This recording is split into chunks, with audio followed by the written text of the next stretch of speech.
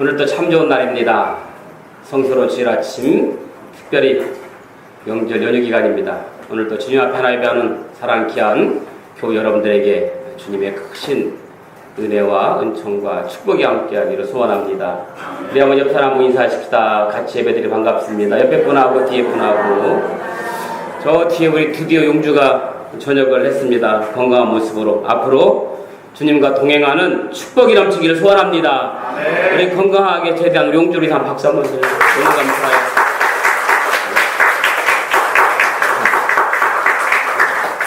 사람들이 예수 믿는 이유는 참으로 다양합니다.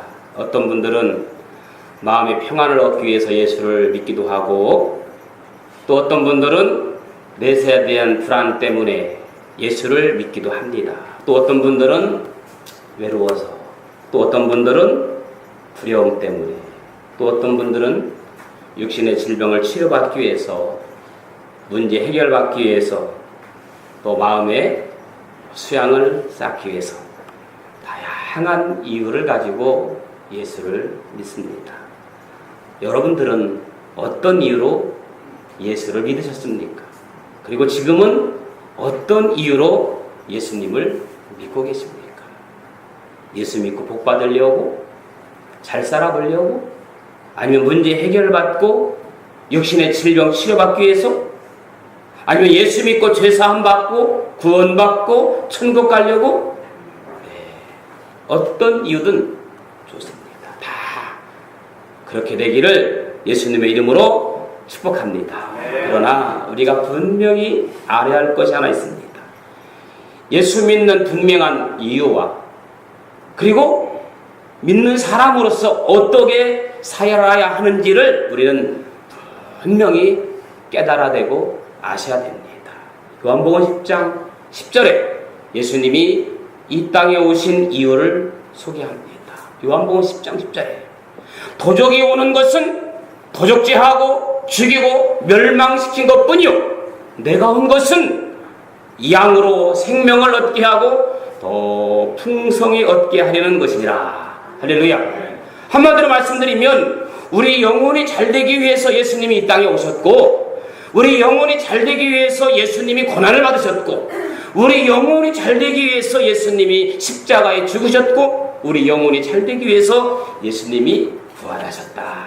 그 말입니다. 할렐루야. 그러므로 믿는 우리들도 여기에 초점을 맞춰야 되는 거예요. 영혼이 잘 되는 거에 초점을 맞추셔야 돼요. 처음 교회 나올 때는 그냥 수양을 쌓기에 나왔지만 이제는 마음에 수양을 쌓기 위해 교회 나오는 것은 안 되는 거예요. 교회 나온 지 10년이 지났는데도 아직까지 정신 함양을 위해서 믿는 것이 되어서는 안 된다는 겁니다. 덕을 꺼치기 위해서, 그리고 단순히 육적인 부유함을 위해서 예수를 믿는 것이 되어서는 안 된다고 말입니다. 이제는 영혼이 잘 되기 위해서 예수 믿으셔야 돼요. 할렐루야. 영혼이 잘 되기 위해서 육적인 손해는 볼지라도 영적인 손해는 결코 손해보시면 안 된다는 말씀입니다. 그리고 영혼이 잘 되면 범사도 잘 되게 되어 있어요. 할렐루야. 사랑하는 자여, 내 영혼이 잘됨 같이 내가 범사에 잘되고 강건하기를 간구하노라. 요한 3서 2절 말씀했습니다. 내 영혼이 잘됨 같이 내 범사가 잘되고 강건하기를 간구하노라. 예수 믿고 거듭난 지 얼마 안 된 사람에게 친구가 와서 물었습니다. 자네 예수 믿게 됐다며? 그래, 믿게 됐지. 그럼 이제 자네 예수님에 대해서 많이 알겠네. 예수님 태어난 곳이 어딘가? 글쎄 잘 모르겠는데. 그럼 자네 예수님의 12제자에서 잘 알겠네. 글쎄 그것도 잘 모르겠는데. 그러면 예수님께서 십자가에 달려 죽으셨다는데 그 십자가에 달리신 곳은 어딘지 아는가? 그것도 잘 모르겠네. 친구가 말합니다. 아니 자네는 예수 믿는다고 하면서 아는 게 아무것도 안타깝지 않은가? 예수 믿게 된 친구가 이렇게 답변을 해요. 맞아. 난 교회 다녔지만 성경에 대해서 아는 것도 아무것도 모르고 기도도 잘 못하고 찬송도 잘 몰라. 그런데 한 가지 사실만큼은 분명히 믿고 있다. 나는 예수 믿기 전에는 술주정뱅이였고 가족들은 내가 집에 들어오는 것을 모두 무서워했다네. 그런데 예수님 만난 이후엔 술을 끊었고, 아멘? 자녀들은 저녁 시간마다 내가 집에 들어오는 것을 목이 빠져라 기다리게 되었다네. 할렐루야. 내가 다른 것은 몰라도 그분이 이렇게 나를 변화시키는 분이라는 사실만큼은 확실히 알고 있다네. 할렐루야. 예수 믿으면 변화되는 거예요. 삶이 변화되는 겁니다. 생각이 변화되는 겁니다. 할렐루야. 그렇게 되어지기를 축복합니다.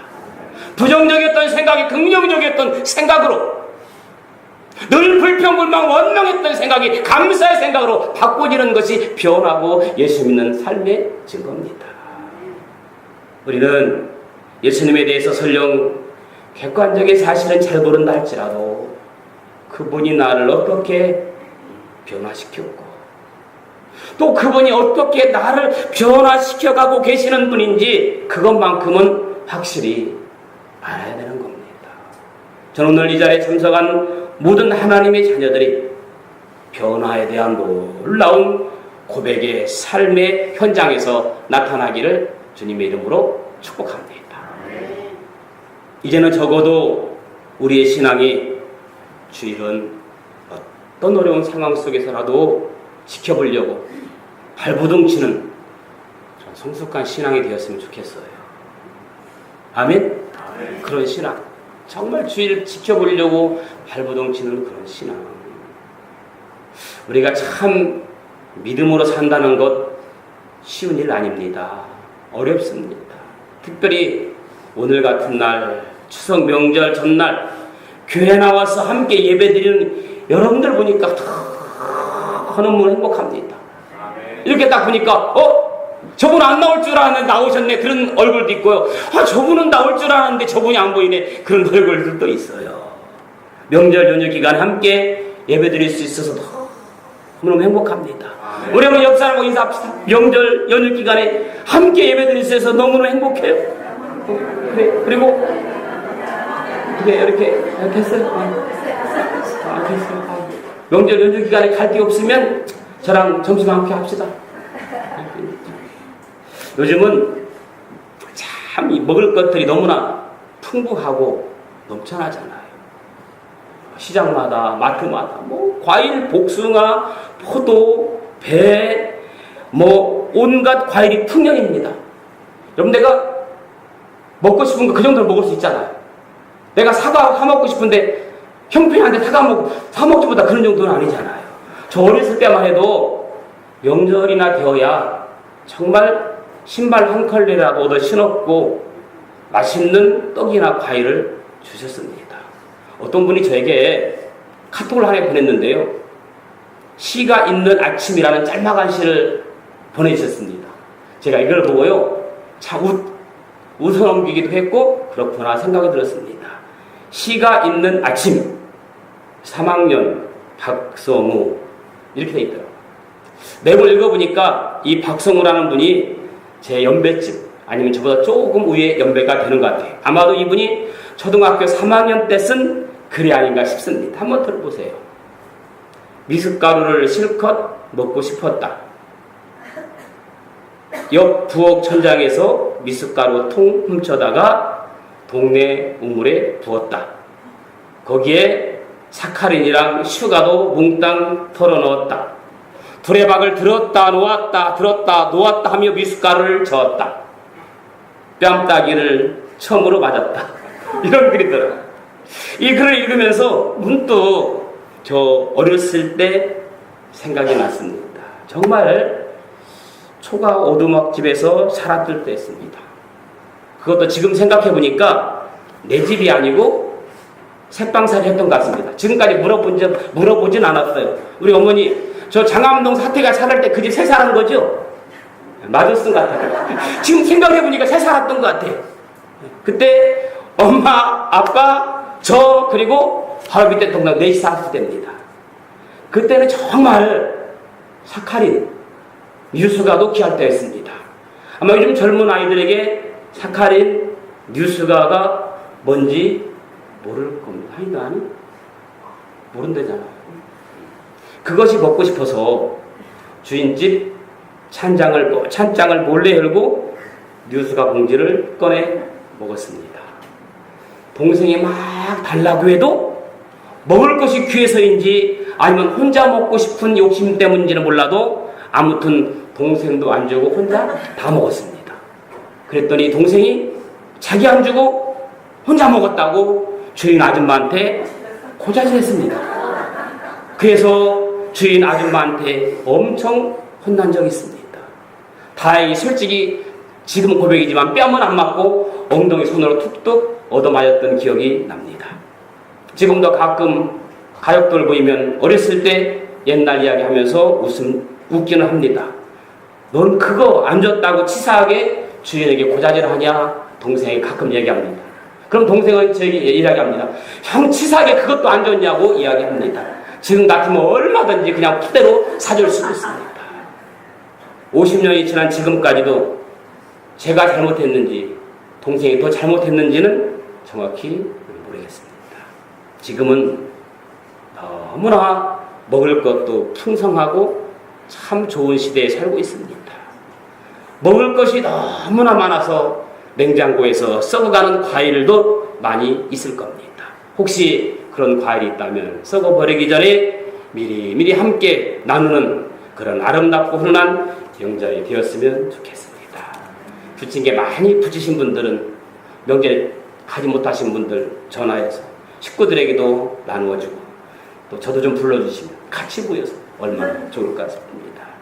자, 먼저 추석에 빼어놓을 수 없는 몇 가지 유래가 있는데요. 첫째는 꼭 송편을 먹어요.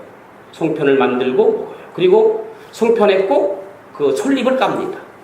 여러분, 추석에는 이 반달령 떡인 송편을 만들어 먹습니다. 제사상에 송편을 올립니다. 그 유래가 뭔지 아십니까? 8월 15일 만월 축제에 반달령 송편을 먹는 것은 그 당시 신라의 번영을 기원하는 것을 의미하는 데서부터 시작되었답니다. 그거 정도 알고 송편을 드시면 좋을 것 같아요. 송편, 송자가 솔송자입니다. 편자가 떡편자입니다. 무슨 말이냐면 소나무 잎을 넣은 반달떡을 말합니다. 소나무는 상목수로서 무변장생을 의미합니다. 그래서 나라가 소나무처럼 변하지 않고 장성하기를 바라는 기원의 떡으로 송편을 먹기 시작했다고 합니다. 또 한 가지 추석에는 꼭 성묘를 갑니다.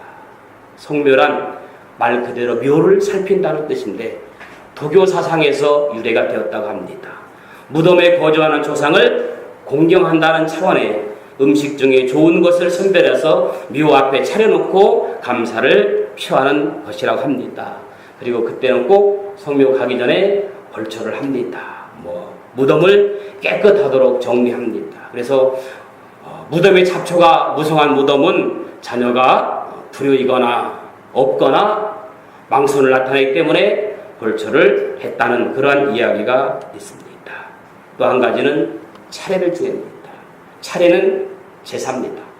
대부분의 사람들이 차례는 조상을 섬기는 것으로 생각하지만 사실은 그렇지 않습니다. 추석은 원래 차례를 지내는 명절이 아니라 음식을 마련하는 것은 그 지역 마을 축제로 나누어 먹기 위해서 음식을 마을에서 만들었다. 성경은 제사 중에 화목제로 명했습니다. 화목제, 하나님께 제사 드리는 자들과 화목을 이루는 나눔, 이런 의미에서 추석에 몇 가지 일들이 있다고 합니다. 오늘 저는 추석 명절을 맞이해서 또 우리가 함께 아름답게 한 절실의 가을을 맞이해서 아름다운 행복을 찾아보려고 합니다. 아름다운 행복이 어디 있을까? 첫째는 화목입니다. 한번 따라합시다. 화목. 저는 금년 명절이 화목한 명절이 되었으면 합니다. 가끔 보면 명절날 가족들이 만나서 싸우고 언성을 높이는 경우들이 종종 있습니다. 부모의 소망은 뭘까요? 가족들 간에 그리고 형제들 간에 화목하게 지내는 것이지. 그런데 실제로 그러지 못한 가정들이 많이 있습니다. 성경을 봐도 그렇지 못한 가정들이 많습니다. 아니, 인류 최초 가정인 아담과 하와의 가정에서부터 깨어졌습니다. 형 가인은 자신의 제사는 하나님께서 연락되지 않고 동생 아벨의 제사가 연락되자 시기하고 질투하여 동생을 죽였습니다. 이스마엘은 동생 이삭을 실용하고 괴롭혔습니다. 야곱은 형 에서를 속이고 장자권까지 했습니다. 또 야곱의 아들들은 아버지의 사랑을 독차하고 있는 요셉을 미워해서 죽이려고 결국 종으로 팔아버립니다. 화목이 깨어진 건 성경적입니다. 자, 우리가 읽은 시편 133편은 다윗 왕이 지은 시입니다. 1절 한번 읽어보실까요? 1절 어떻게 시작하는지 시작.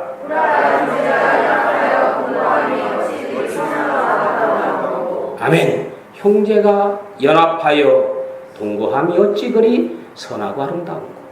잠언 17장 1절 화목의 가치에 대해서 이렇게 말합니다. 마른 떡 한 조각만 있고도 화목하는 것이 제육이 집에 가득하고도 다투는 것보다 나으니라고 말씀하고 있습니다. 그렇습니다. 가난하게 살아도 화목한 것이 풍성하면서 가족끼리 서로 다투는 것보다 낫다는 겁니다. 화목보다 귀한 것은 없습니다. 화목하려면 노력이 필요하더라고요. 서로 간에 감정 상할 일, 화목을 깨트릴 만한 일은 아예 처음부터 하지 말아야 됩니다. 잠언 10장 12절의 말씀 보니까 미움은 다툼을 일으켜도 사랑은 모든 허물을 가리느니라. 사랑은 서로가 덮어주고 가려주는 것입니다. 명절을 가장 잘 보내는 방법은 제사가 아니라 하나님 앞에 예배드리고 서로 음식을 나누고 서로 양보를 묻고 좋은 말만 하고 주 안에서 경건하게 보내며 화목을 도모하는 그러한 여러분들 될 수 있기를 소원합니다. 두 번째, 양보와 배려가 아닌가 생각합니다. 선하고 아름다운 행복을 찾으려면 양보와 배려입니다. 금년 명절에는 정말 조금 더 양보하고 배려하는 명절이 되었으면 좋겠습니다. 아브람과 조카 롯과 목자들 간에 분쟁이 일어났을 때 화평을 위해서 아브람이 조카 롯에게 이러지요. 내가 원하면 나는 좋아하리라. 조카 롯에게 조건 없이 선택권을 양보합니다. 가장 아름다운 미덕은 양보더라고요. 내가 조금 손해보면 됩니다. 그렇기 때문에 아무런 싸움이나 분쟁이 없이 헤어질 수 있었습니다. 그렇잖아요. 만남도 중요하지만 헤어짐은 더 중요합니다. 롯이 떠나자 하나님께서 아브람에게 나타나서 어떻게 합니까?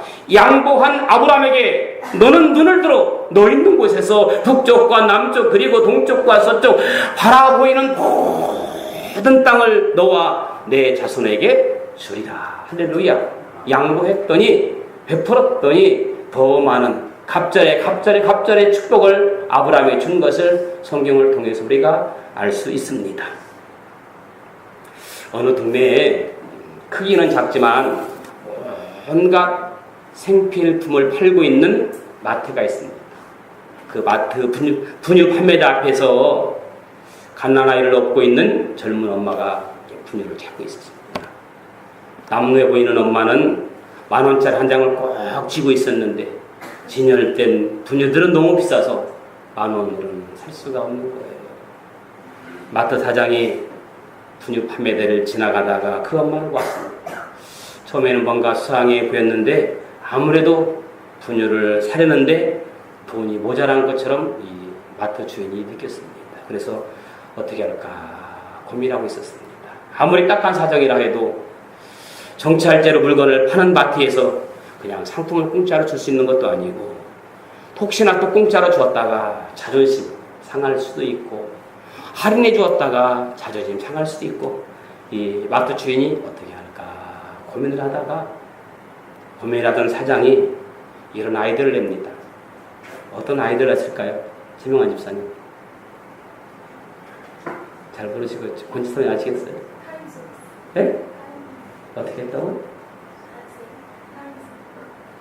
안 들려요. 할인 세일? 그런 것도 있군요. 여기는 조금만 해도 그런 게 없어요. 조금만 해도. 이 주인이요, 분유를 정리하는 척 하다가 하나를 팍 떨어뜨린 겁니다. 기스 났네. 이거 어쩌지? 이거 반값에 팔아야 되겠네. 그리고 거기다가 기스가 났습니다. 반값에 팔았다. 반값을 붙여놓은 거예요. 얼른 그 엄마가 들고 와서 반값에 사갔다는 겁니다. 파손된 상품이라. 찌그러진 분유통에 반값 스티커를 붙인 사장은 자리를 떠났고, 뒤에 이 엄마는 그 분유통을 들고 계산대에 빨리 들어가서 계산을 했답니다. 그 엄마의 뒷모습을 보면서 봤던 사장은 훈훈하게 웃을 수 있었다는 겁니다.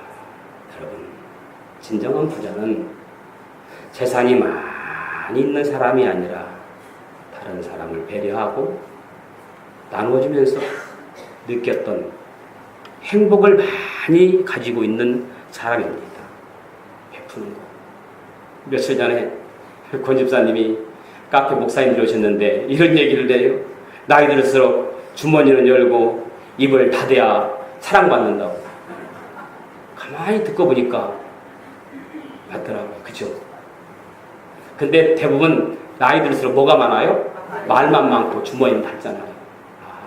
나이 들수록 주머니를 열고 입은 닫아야 되겠다. 그런 생각이 들더라고요. 나의 배려와 나눔과 노력을 아무도 모를 수 있어요. 내가 배려하고 내가 나누고 내 노력을 아무도 모를 수 있어요. 하지만 나눔의 행복이라는 통장에 나만이 쌓여가는 그 행복의 통장, 그러면 좋겠다는 생각이 듭니다. 여러분 혹시 그 우리나라 전래 동화 중에 의좋은 형제 이야기 아십니까? 옛날에 그거 시간에 나오는 거잖아요.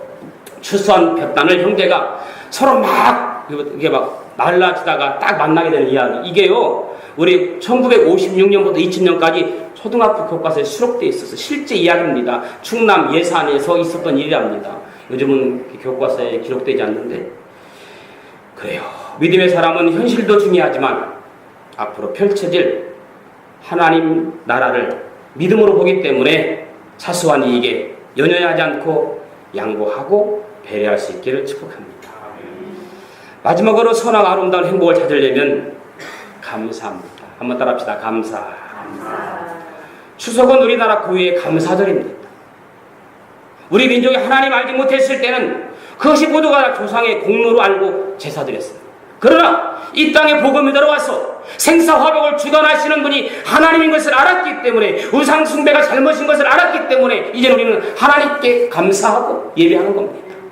풍성한 햇살, 또 풍성한 과일, 곡식, 음식을 나눠 먹을 때 곡식이 잘 자라도록 열매 맺도록 햇빛과 비를 내려주신 하나님께 감사하고 오곡백과를 주신 하나님께 감사하는 명절, 가을이 되면 어떨까 하는 생각을 해봅니다.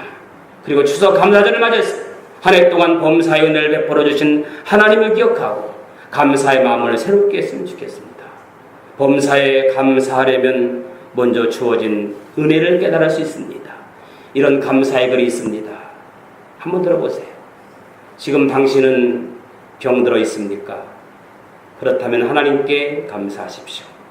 왜냐하면 지금 당신의 심장이 뛰는 것도 하나님의 은혜이기 때문입니다. 당신은 지금 건강하십니까? 하나님께 감사하십시오. 당신의 건강을 하나님을 위한 도구로 사용할 수 있기 때문입니다. 당신은 지금 가난에 처해 있습니까? 하나님께 감사하십시오. 물질의 노예가 되지 않고 오직 하나님을 위해서 그대의 자신을 드릴 수 있기 때문입니다. 당신은 지금 부자입니까? 하나님께 감사하십시오. 하나님의 선한 청지기가 되어 당신의 재물을 하나님을 위해 쓸 수 있기 때문입니다. 당신은 지금 실패하셨습니까? 하나님께 감사하십시오. 이제야말로 그대의 뜻이 아닌 하나님의 뜻을 이룰 수 있기 때문입니다. 당신은 지금 성공하셨습니까? 하나님께 감사하십시오. 이제 하나님의 영광을 나타날 때이기 때문입니다. 당신은 지금 젊었습니까? 하나님께 감사하십시오. 당신은 얼마든지 열정을 하나님 위해서 일할 수 있기 때문입니다. 당신은 지금 늙었습니까? 하나님께 감사하십시오. 이제 당신은 인생의 거목이 되었기 때문입니다. 당신은 지금 하나님을 믿고 있습니까? 감사하십시오. 믿음은 당신을 천국으로 인도하기 때문입니다. 이런 식으로 생각해보면 병들었어도 감사할 수 있고, 건강에도 감사할 수 있고, 가난에도 감사할 수 있고, 부자에도 감사할 수 있고, 실패에도 감사할 수 있고, 성공했어도 젊었어도 늙었어도 감사할 수 있습니다. 가장 중요한 것은 우리가 믿음으로 구원 얻어 천국 백성이 되었기 때문입니다. 여러분, 불평하는 사람에게는 아무것도 돌아오지 않지만 감사는 벽을 향해 공을 던지는 것과 같아서 자기에게로 돌아온다는 말이 있습니다. 여러분, 감사하면 마귀가 틈탈 수 없습니다. 원망 불평하면 마귀가 계속해서 꼬리에 꼬리를 몰고 틈타지만 감사하면 마귀는 물러간다고 성경은 그렇게 말하고 있습니다. 서로 감사할 때 화목할 수 있는 겁니다. 어찌 그리 선하고 아름다운 거라는 칭찬을 받는 사람들에게 어떤 복이 임하느냐? 오늘 본문 2절 3절에 어떤 복이 임하는지 기록되어 있습니다. 머리에 있는 보배로운 기름이 수염 곧 아론의 섭에 흘러서 그의 어깨까지 내림같고 헐몬의 이슬이 시온의 산들에 내림같도다. 거기서 여호와께서 복을 명령하셨나니 곧 영생이라. 자, 이것을 조금만 설명할게요. 형제가 연합하여 동거함을 기뻐하시는 하나님의 기쁨이 여기에 두 가지로 비교합니다. 두 가지로. 하나는 아론의 수염에 흘러내리는 뭐라고 그랬죠? 아론의 수염에 흘러내리는 기름으로. 또 하나는 헐몬산에서 흘러내리는 이슬로. 자, 이것이 우리의 정서에 별로 와닿지 않아요. 하지만 이스라엘 그 당시 입장에서는 너무너무 귀한 것입니다. 여러분, 기름은 제사장을 세울 때 부어지는 것으로 기쁨을 상징합니다. 머리에 부어진 기름이 흘러내려 옷깃에 적실 만큼 넘쳐나는 기쁨. 할렐루야. 그리고 홀몬의 이슬은 보세요. 유대 땅은 비옥하게 만드는 귀중한 것입니다. 유대 땅을. 우리는 물이 귀한 줄 모르지만 이스라엘은 사람에게 물이 너무 귀합니다. 이스라엘 땅에는 비가 귀하기 때문에 홀몬산의 이슬이 비와 같이 마른 땅에 내릴 그 기쁨은 말로 다 할 수 없는 거예요. 이처럼 하나님의 형제가 연합한 모습을 무한히 기쁘게 보시는 겁니다. 여기서 형제 연합은 육신의 혈육보다는 믿는 하나님의 자녀들, 성도들 간의 연합을 기뻐하신다는 뜻입니다. 아멘? 믿는 사람들의 연합. 저는요, 제 고모보다, 이모보다, 삼촌보다, 사촌보다 함께 예배하는 우리 신정교회 성도들이 더 소중하고 더 사랑스럽습니다. 그 무엇과도 바꿀 수가 없습니다. 여기서 형제가 연합해라고 하는 것은요, 교회 안에 성도들끼리의 따뜻한 사랑을 말하는 겁니다. 여러분, 저 부산에 있는 고모가 가깝습니까? 매일마다 맞대고 기도하고 서로 왔다 갔다 하고 그 연합하는 이 성도가 더 가깝습니까? 어쩌면 미국에 사는 자식보다 같이 지금 함께 아플 때 달려가고 전화할 수 있는 가치 있는 교우들이 가장 소중하고 귀한 거예요. 할렐루야. 그렇습니다.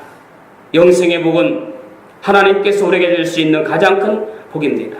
그렇기 때문에 형제가 연합하여 동거함을 너무너무 기뻐하신 하나님께서는 그 자리에서 영생의 복을 받으라고 명령하신 겁니다.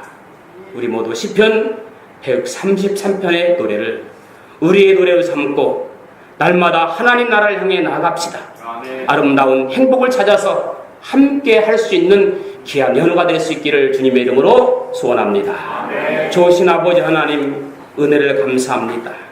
선하고 아름다운 행복을 찾아서 쉼을 누릴 수 있는 추석 연휴가 되게 하여 주옵소서. 참여하지 못한 성도들에게도 이 말씀이 전파되게 하여 주옵소서. 예수님의 이름으로 기도합니다. 아멘.